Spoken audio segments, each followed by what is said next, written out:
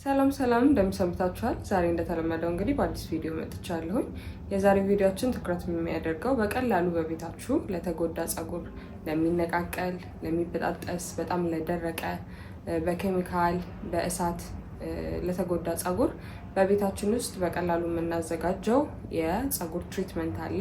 እሱን እንዴት መጠቀም አለብን፣ ምንድነው ጥቅሙ፣ ለየትኛው አይነት ሄር ታይፕ ይሆናል የሚለውን በዚህ ቪዲዮ በደንብ ለማየት እንሞክራለን ማለት ነው።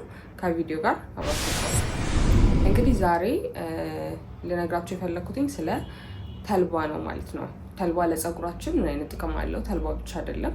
ተልባ፣ ሩዝ እና የሮዝመሪ ቅጠል አንድ ላይ አድርገን ለፀጉራችን እንደማስክ ብንጠቀመው ምን አይነት ጥቅም ይሰጠናል የሚለው ነው። በራሱ ፍላክሲድ የምንለው ወይም ደግሞ ተልባ ኦሜጋ 3 ያለው ኦሜጋ 3 ደግሞ ለፀጉር እድገትና ጥንካሬ በጣም አሪፍ ከሚባሉት ነገሮች ውስጥ አንዱ ነው። እንዲሁም ደግሞ ተልባ በተፈጥሮ ሞይስቸርን እርጥበትን አምቆ የመያዝ ባህሪ ያለው፣ ስለዚህ ፀጉራችን ችፍርግ እንዳይል፣ እንዳይደርቅ፣ እንዳይበጣጠስ ያደርግልናል ማለት ነው። ከዛ ባለፈ ደግሞ ይሄ ተልባ የምንለው ነገር የፀጉርን ኤላስቲክሲቲ ይጨምራል፣ ቫይታሚንም ስላለው ማለት ነው። ኤላስቲክሲቲ ጨምረ ማለት በምናበጥርበት ሰዓት ስንታጠብ የሚወጣው የፀጉር መነቃቀል እንዲቀንስ ያደርጋል ማለት ነው። ከዛ ባለፈ ደግሞ ጫፉ በጣም ድርቅ ለሚል እና በጣም ስፕሊት ኤንድ ላለው ይሄ ጫፉ ለሚሰነጠቅ ፀጉር በጣም ትልቅ ፍቱን መፍትሄ ይሆናል ማለት ነው። ከዛ ባለፈ ደግሞ ሩዝ እና ሮዝመሪን በምንጨምርበት ሰዓት ሩዝ እንግዲህ ለፀጉር እድገት በጣም አሪፍ ከሚባሉት ውስጥ አንዱ ነው። ምክንያቱም አሚኖ አሲድ አለው በውስጡ። አሚኖ አሲድ ማለት ፕሮቲን ነው። ፀጉራችን ደግሞ ከፕሮቲን ነው፣ ለፀጉራችን እድገት ፕሮቲን በጣም አስፈላጊ ነው። ስለዚህ ከሩዝ ውስጥ ናቹራል የሆነ ምንም ከኬሚካል የነፃ የሆነ ፕሮቲን ማግኘት እንችላለን ማለት ነው። ያ ፕሮቲን ደግሞ ለፀጉራችን እድገትና ጥንካሬ በጣም አሪፍ ነው። ሮዝመሪ ደግሞ የፀጉራችን አናታችን ላይ ያሉ ፀጉር አናታችን ላይ ያሉ ደም ስሮችን ዳይሬክት እንዲያደርጉ ወይም ሰፋ እንዲሉ በማድረግ በቀላሉ ከምንበላው ምግብ የሚኖሩ ኒውትሪንቶችን ወደ ፀጉራችን እንዲሄድና ለፀጉራችን እድገት እንድንጠቀማቸው ያደርግልናል። ከዛ ባለፈ ደግሞ ሮዝመሪ ፎሊክሎችን ስቲሙሌት ያደርጋል፣ ወይም ፀጉራችን አዳዲስ ፀጉሮች እንዲበቅሉ፣ ምናልባት ይሄ ፀጉር በማስያዝ ወደኋላ በማስያዝ ሊሆን ይችላል። በተለያየ ምክንያት እየተመለጠ ያለ ፀጉር ካለ አዲስ ፎሊክል እንዲወጣ በማድረግ እና አዲስ ፀጉር እንዲያድግ ለማድረግ ይረዳናል ማለት ነው። ኦፍኮርስ ይሄ በአንድ ሳምንት ውስጥ የሚሆን ነገር አይደለም፣ በጊዜ ሂደት ውስጥ ነው እነዚህ ለውጦች የምታዩቸው ማለት ነው።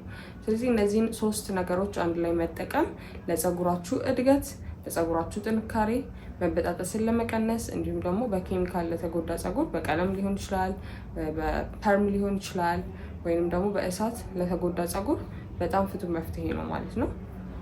ፐርሰናሊ እኔ ራሴ በጣም ነው የምጠቀመው። ምክንያቱም እንደምታዩት ፀጉሬ ቀለም አለው። እንዲሁም ደግሞ በጊዜ ምክንያት ፀጉር መንከባከብ የሚባል ነገር ብዙ ሰዓት የለኝም። ስለዚህ ማድረግ የምችለው ይሄ ምንድነው፣ በሳምንት ውስጥ በየሳምንቱ ይሄንን ጄል እጠቀማለሁ ማለት ነው። እና ከቀለም በኋላ ፀጉሬ በጣም መበጣጠስ ጀምሮ ነበር። ይሄ ፍላክሲድ አንድ ላይ አድርጌ ከሩዝ ጋር ምናምን መጠቀም ከጀመርኩ በኋላ ትልቅ ለውጥ ነው ያየሁበት። ምክንያቱም እንዳልኳቸው ሳይንቲፊካሊም ፕሩቭድ የተደረገ ነገር ነው። በውስጡ ያለ እነዚህ ነገሮች በውስጣቸው የያዙት ሚኒራል እና ኒውትሪንት ለፀጉራችን በጣም አሪፍ የሚባል ነው ማለት ነው።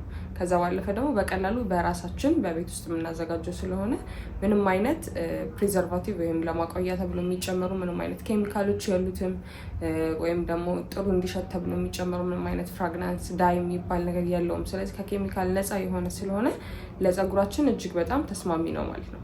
ሌላው ይሄንን ማስክ በጣም አሪፍ የሚያደርገው ምንድን ነው ማለት ለሁሉም የፀጉር አይነት ይሆናል።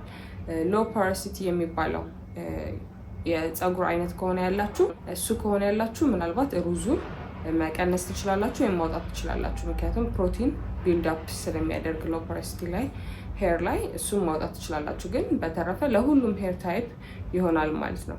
አጠቃቀሙ መጀመሪያ በጣም ብዙ ሰው ስህተት የሚሰራው እዚህ ላይ ነው። ምክንያቱም ሄር ትሪትመንት አድርጋችሁ ስፔሻሊ ደግሞ ይሄ ናቹራል የሆነ በቤት ውስጥ የሚዘጋጅ ሄር ትሪትመንት አድርጋችሁ በሻምፖ የምትታጠቡት ከሆነ በዜሮ ማባዛት ነው። ምክንያቱም እንዳለ ሻምፖ ሁሉን ነገር ያወጣዋል፣ ያደርቀዋል ፀጉራችሁን መልሶ። ስለዚህ መሆን ያለበት መጀመሪያ በንጹህ ፀጉራችሁ ላይ ነው ማለት ነው ይሄንን ትሪትመንት ማድረግ ያለባችሁ።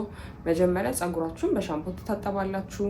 ምን አይነት ሻምፖዎች መጠቀም እንዳለባችሁ ከዚህ በፊት የሰራሁት ቪዲዮ ላይ ሄዳችሁ ማየት ትችላላችሁ። ከኬሚካል ነፃ የሆኑ ሻምፖዎች አሉ፣ ወይም ደግሞ ቢያንስ በጣም ሀርሽ የሚባሉ ኬሚካሎች የሌለባቸው ሻምፖዎች በመጠቀም መጀመሪያ ፀጉራችሁን ታጸደውታላችሁ ማለት ነው። ከጸዳ በኋላ ፀጉራችሁ በሚታጠቡበት ሰዓት ፎሊክሎቹ ራሱ ይከፈታሉ። ምክንያቱም ይሄ ፀጉራችን በለብ ባለ ውሃ ወይም ዋርም በሆነ ውሃ በምንታጠብበት ሰዓት እንዲሁም ደግሞ በቀዝቃዛም ውሃ ብትታጠቡ ኦልሬዲ ቅባት የተለያየ ቆሻሻ ይሄ የዘጋውን ፎሊክላችሁ ይከፈታል ማለት ነው። ስለዚህ የምትጠቀሙት ነገር በቀላሉ ወደ ውስጥ መግባት ይችላል ማለት ነው።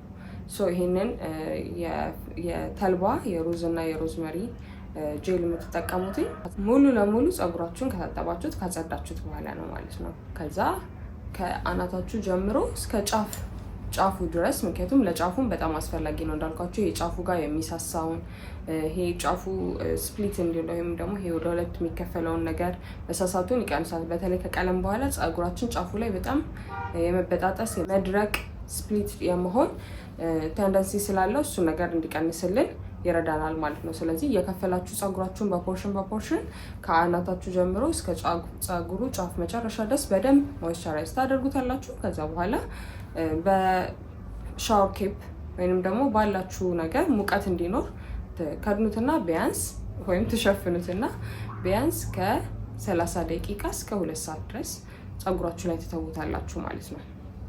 ከዛ በላይ ባታቆዩት ጥሩ ነው። ምክንያቱም ሮዝመሪ እና የሩዝ ውሃ አንዳንዴ ሽታ ይኖረዋል። ስለዚህ እንዳይሸት ፀጉራችሁ ከ30 እስከ 2 ሰዓት ድረስ ፀጉራችሁ ላይ እንደዛ እንደተሸፈነ ታቆዩትና ከዛ በኋላ ስትታጠቡ ማድረግ ያለባችሁ በኮንዲሽነር ብቻ ነው መታጠብ ያለባችሁ ማለት ነው። ሻምፖ ወይም ሳሙና መጠቀም የለባችሁም። ላይትሊ ነው በቃ በኮንዲሽነር ወይም ደግሞ በውሃ ብቻ ላይትሊ ሪንስ ታደርጉታላችሁ።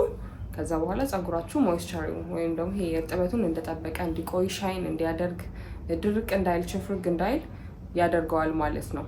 ይሄ የተቀባነው ጄል እንዲቆይ ያደርገዋል። ለፍሪዝ ከሆነ መጠቀም የምትፈልጉት ሩዙን አታስገቡት።